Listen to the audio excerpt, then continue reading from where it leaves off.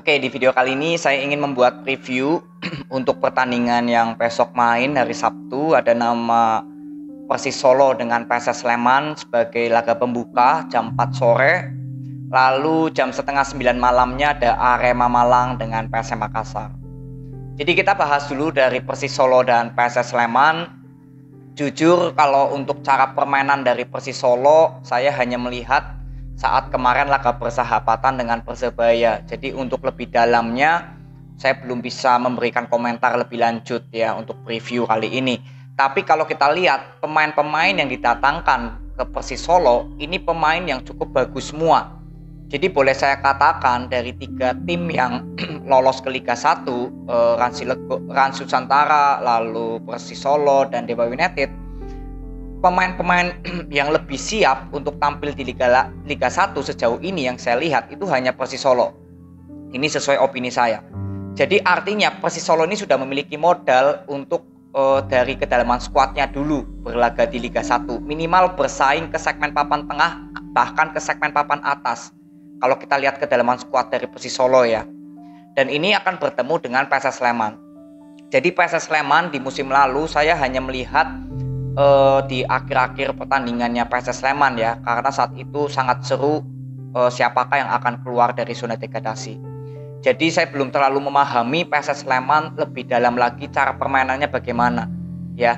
Tapi kalau yang saya lihat PSS Sleman ini di transfer kali ini memang cukup aktif juga, tapi yang boleh saya katakan lebih banyak kehilangan pemain pentingnya di musim lalu. Ya, dan di musim ini PSS Sleman justru lebih banyak mendatangkan pemain baru. Artinya 50% pemain baru dan 50% pemain lama lah. Saya boleh simpulkan seperti itu. Jadi menghadapi Persis Solo yang notabene tim yang baru promosi, ini sebagai ajang pembuktian juga bagaimana PSS Sleman secara mental, secara permainan harusnya lebih mendominasi dari Persis Solo yang baru saja promosi ke Liga 1. Tapi kalau secara kedalaman skuad itu memang Persis Solo yang saya katakan lebih oke ya untuk mendatangkan pemainnya. Kedalaman skuadnya lebih oke. Jadi ini boleh saya katakan salah satu pertandingan yang cukup seimbang kalau saya lihat dari sisi kedalaman skuad dan secara pengalaman timnya, karena PSS Sleman sudah berlaga di Liga 1 terus dan Persis Solo ini baru promosi. Jadi ini pertandingan yang boleh saya katakan saya tidak mengerti ya, benar-benar netral saya karena cara permainan kedua tim saya tidak terlalu mendalami. Jadi saya nggak berani untuk berkomentar lebih lanjut. Tapi nanti begitu saya nonton pertandingannya ya Persis Solo dengan PSS Sleman, disitulah saya bisa memberikan review atau sedikit gambaran dulu di pertandingan pertama ini Persis Solo dengan PSS Sleman bagaimana. Ya jadi nanti saya akan buat reviewnya kalau saya nonton. Lalu jam setengah 9 ada Arema Malang dengan PSM Makassar. Ini pertandingan yang cukup seru juga, di mana Arema Malang sebagai tuan rumah dan di sini PSM Makassar sebagai tim tamu. Dari Arema Malang dulu, ini kalau boleh saya katakan para pemain yang datang langsung bisa menyetel ya dengan permainan dari Almeida, strategi Almeida, karena di pertandingan persahabatan kemarin walaupun sempat kalah dengan PSIS Semarang, tapi di leg pertamanya kan Arema menang ya. Dan di sini saya melihat bahwa permainan dari terutama di pemain sayap seperti Ilhamuddin Armain, lalu Adam Alis, Dedik juga yang sudah mencetak gol walaupun di persahabatan, lalu Evan Dimas juga. Artinya permainan dari Arema Malang, pemain-pemain barunya terutama di lini serangnya ya, ini lebih bisa cepat menyetel atau adaptasi. Jadi ini nilai plus dulu bahwa para pemain yang didatangkan bisa langsung adaptasi lah dengan strategi dari Coach Almeida. Tinggal bagaimana nanti Coach Almeida bisa memberikan permainan Arema Malang yang lebih bagus lagi. Karena saya melihat di musim lalu ya, flashback sedikit, saat itu Arema Malang sempat mengalami inkonsisten di pertandingan-pertandingan akhir ya. Ketika itu Arema Malang di peringkat pertama. Itu yang saya lihat bagaimana Almeida lebih condong bermain bola possession tapi tidak ada kreativitas serangan saat menyerang. Berbeda saat Arema Malang lawan Persikabo Bogor, di mana di situ Arema Malang menang 3-1 atau 4-1 gitu. Dan di situ Fortas mencetak 2 gol.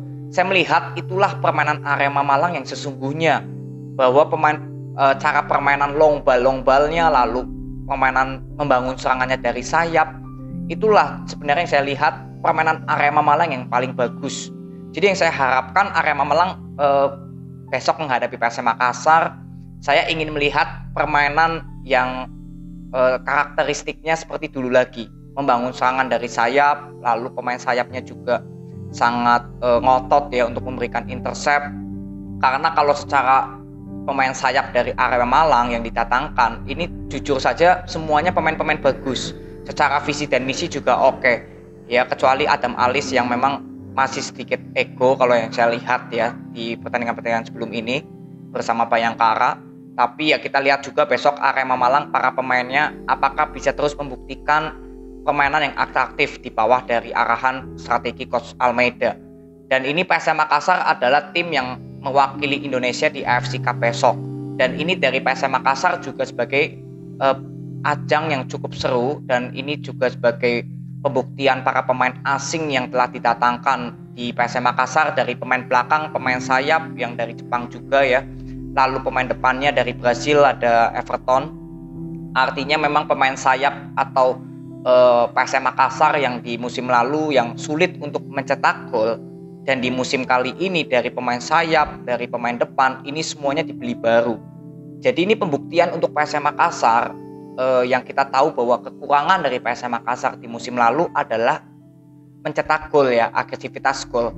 Dan ini sudah membeli atau mendatangkan pemain yang memang dari lini sayap kiri bahkan pemain depan pun sudah pemain asing semua lah. Seperti ada Kenzo ya, pemain Jepang, lalu tadi ada siapa lagi saya lupa. Mungkin tetap pemain sayap kalau yang saya lihat sih Yakob Sayuri ya tetap paling bagus di bermain di sayap kanan, dan mungkin di sayap kiri ada Kenzo di depan Everton. Artinya bahwa ini pembuktian para pemain baru dari PSM Makassar yang boleh mengemban tugas sebagai pencetak gol ya, yang dimana PSM Makassar di musim lalu sangat sulit untuk mencetak gol. Jadi inilah yang menjadi sorotan utama saya, kenapa saya ingin menonton pertandingannya Arema dengan PSM. Karena Arema ya saya sudah beberapa kali melihat permainannya bagus, tapi apakah ada perubahan strategi dari Coach Almeida yang lebih bermain soft atau lebih bermain ngotot ya, atau ngeyel lah istilahnya.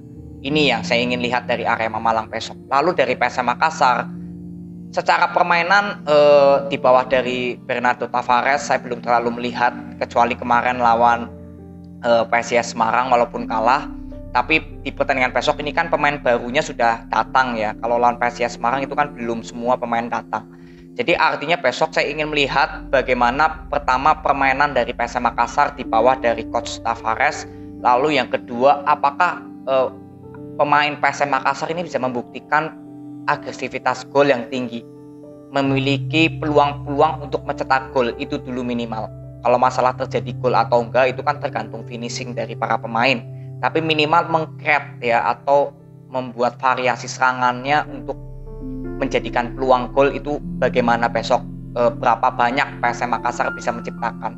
Itu tujuan saya ingin menonton pertandingan Arema Malang dengan PSM Makassar. Dan Persis Solo dan PSS Sleman saya juga ingin nonton karena saya lebih ingin mendalami lagi bagaimana permainan dari Persis Solo dan PSS Sleman ya. Jadi ini aja review untuk pertandingan Sabtu besok.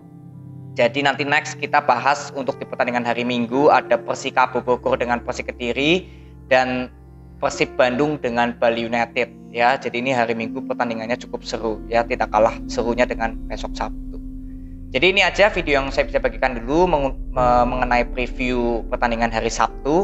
Jadi nanti saya langsung akan bahas yang akan bermain pada hari Minggu ya.